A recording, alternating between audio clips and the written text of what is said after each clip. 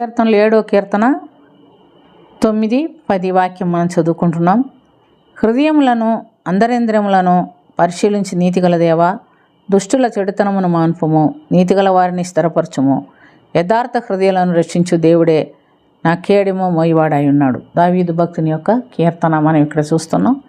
ఇక్కడ హృదయమును గురించి దావీదు భక్తుడు చెప్తున్నాడు. హృదయములను అంతరింద్రియములను పరిశీలించు నీతిగల దేవుడు. దేవుడు ఏం పరిశీలిస్తాడంటే హృదయములను అంతరింద్రియములను పరిశీలిస్తాడు.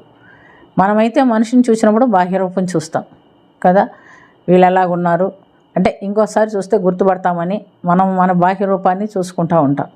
కానీ ప్రభు అంటున్నాడు, మనుషులు బాహ్య రూపమును లెక్కిస్తారు కానీ నేను హృదయములను లక్ష్యించేవాడను అని చెప్తున్నాడు. ప్రియమైనటువంటి దెంబలాడ ఇర్మియా గ్రంథము 17వ అధ్యాయము 9, 10 వాక్యములో మనం గమనించినప్పుడు, హృదయం అన్నిటికంటే మోసకరమైంది, ఘోరమైన వ్యాధి కలిగింది, దాన్ని గ్రహించగలిగిన వాడు ఎవడు?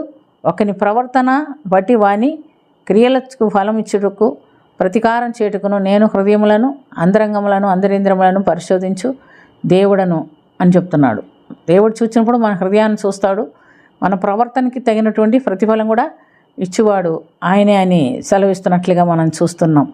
సామెతలు 15:3 మనం చూస్తే ఆయన ఏమంటున్నాడంటే, యెహోవా కనుదృష్టి భూలోకమందంతటా సంచారం చేయును, మంచివారిని చెడ్డవారిని అవి చూచుచుండును అని మనం గమనిస్తున్నాం. ప్రియమైనటువంటి దేవునిలారా, ఆయన కనుదృష్టి భూలోకం అంతంతటా తిరుగుతుంది. ఆయన ఎవరిని చూస్తున్నాడంట? మంచివాళ్ళని చెడ్డవాళ్ళని చూస్తున్నాడు. అంటే మంచివాళ్ళు అంటే వాళ్ళ హృదయం అంతరంగములు ఎటువంటిదో దేవుడు ఎరిగి ఉన్నారు. చెడ్డవారి హృదయము ఎలాంటిదో అది కూడా ఆయన ఎరిగి ఉన్నాడు. ప్రతి వారి క్రియల చొప్పున వారికి ప్రతిఫలం ఇచ్చేవాడు కూడా ఆయనే అని దేవుడు సెలవిస్తున్నట్లుగా మనం చూస్తున్నాం. కాబట్టి ఆయన కనుదృష్టి భూలోకం అంతటా సంచారం చేయుచున్నది కనుక రహస్య స్థలములలో దాగుకొనగలవాడు ఎవడైనా ఉన్నాడా నాకు కనబడకుండా అని దేవుడు అడుగుతున్నాడు. ప్రియమైనటువంటి దేవునిలారా, ఆయన కనుదృష్టికి మరుగైనది ఏం లేదు. ఆయన ఎదుట మనం దాక్కునేది కూడా ఏమాత్రము లేదు. మరి కయ్యూను హేబేల్ని పొలములో చంపితే ఎవరికి తెలియదు అనుకున్నాడు. తల్లిదండ్రులు కూడా తెలియదు కూడా. కానీ దేవుడు అడుగుతున్నాడు, కయ్యూను మీ తమ్ముడేడంటే నేను కాబలివాడినా అన్నాడు. అంటే దేవుడు చూడలేదా? దేవుడు చూశాడు. దేవుడు అంటున్నాడు, నీ తమ్ముని రక్తము నేలలో నుంచి నాకు మొరబెట్టింది. నేలైనా ఆకాశమైనా రక్తమైన జీవమైన ఏమైనా ఎవరికి మొరబడుతుంది? దేవునికి మొరబడుతుంది. దేవుని చూస్తూనే ఉంటాడు. కాబట్టి దేవుని కంటికి మరుగైంది ఏదీ లేదు. ఆయన కనబడకుండా రహస్యంగా దాక్కొనగలవాడు కూడా ఎవరూ లేరని దేవుని వాక్యంలో చూస్తున్నాం. కాబట్టి చిన్నతనం నుంచి ప్రియమైనటువంటి దేవునిలారా, మనము దేవునికి భయపడాలి. మన బిడ్డలకు కూడా దేవుని భయం అనేది నేర్పించాలి. అంటే ఎవరు చూడకపోయినా ఎవరు చూస్తున్నారు, దేవుడు చూస్తున్నాడు అనే భయం వాళ్ళలో పుట్టించాలి. దేవుడు సహాయం చేయాలి. నిజంగా ఆ విధంగా మన బిడ్డలను పెంచుకుంటే మా అమ్మోళ్ళు చూడలేదు, మా నాయన వాళ్ళు చూడలేదు, లేకపోతే మా టీచర్ చూడలేదు అని కాదు. మా దేవుడు చూస్తున్నాడు, నా దేవుడు నన్ను శిక్షిస్తాడు, నా దేవునికి ఇష్టమైన పని నేను చేయకూడదు, ఇది వాక్యానుసారమైన పని కాదు అని బిడ్డల హృదయంలో నాటుకోవాలి. ఆ వాక్యం నాటుకొని దాని ప్రకారంగా జీవించే అనుభవం మనం బిడ్డలకు కలిగి ఉండటం మనకు కూడా కలిగి ఉండాలి. మనం కూడా భయపడాలి. చూడండి, పిల్లలు ఇంట్లో నుంచి బయటికి వెళ్తున్నారు.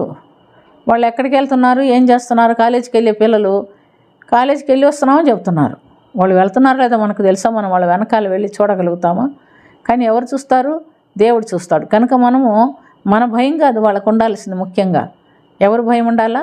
దేవుని భయం ఉండాలి. దేవుడు చూస్తాడు, దేవుడు తెలుసుకుంటాడు, దేవుడు శిక్షిస్తాడు లేదా దేవుడు ఆశీర్వదిస్తాడు అనే భయం వారిలో ఉన్నప్పుడు వారు దీవెన పొందేదానికి అవకాశం ఉంటుంది. అట్టి ఆత్మీయ జీవితము మన బిడ్డలు దేవుని భయభక్తులతో కొనసాగించినట్లుగా మనం వారికి నేర్పిస్తాం. మనం కూడా నేర్చుకుందాం. ప్రార్థన చేసుకుందాం. ప్రేమ కలిగిన తండ్రి, నీ కనుదృష్టి భూలోకం అంతటా సంచారం చేస్తూ మంచివారిని చెడ్డవారిని చూచుచున్నదని మేము ఎరిగి ఉన్నాం. అందరినీ చూస్తున్నావు ప్రభువా. మేము నీకు భయపడి నీ యందు భయభక్తులు నిలుపుకొని ఈ లోకంలో శ్రేష్టమైన ఆశీర్వాదకరమైన నీకు ఇష్టమైన ఆత్మీయ జీవితములను కొనసాగించినట్లుగా మీరు మాకందరికీ సహాయం చేయమని దీవించమని యేసుక్రీస్తు పుణ్యనామమున మిక్కిలి వినయంతో అడిగి వేడుకొనుచున్నాము తండ్రి. ఆమేన్.